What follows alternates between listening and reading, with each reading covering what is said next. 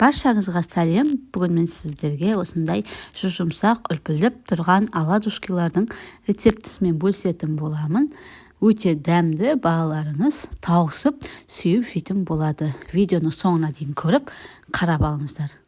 Біздерге ең алдымен осындай жұмыртқа, ұн, разрыхлитель, сүт және секер қажет болады.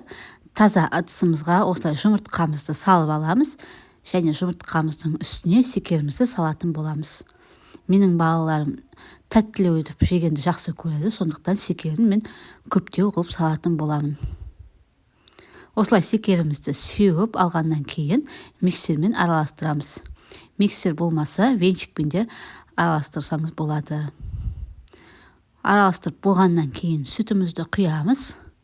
Сүтіміз жылы болуы қажет. Сүтімізді құйып, секері ерігенше араластырамыз. Содан кейін разрыхлитель саламыз. 1,5 шай қасық разрыхлитель салатын боламыз. Салып, тағы да араластырып аламыз. Содан кейін үстіне ұнымызды саламыз. Осылай ұнымызды салып, миксермен араластырамыз. Қою, ондай қою да емес, сұйық та емес, тесті шығатын болады бізде. Ұнды қажетіңізше саласыз.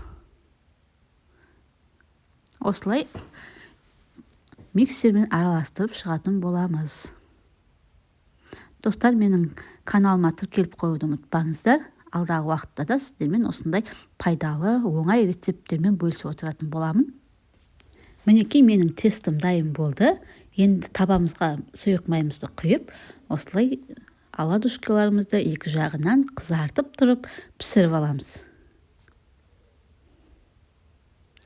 Осылай балаларыңызға таңғы асқа жасап берсеңіздер, балаларыңыз тауысып, осылай жейтін болады. Балаларыңызға міндетті түрде ұнайтын болады. Не осылай екі жағына аударып пісіріп аламыз.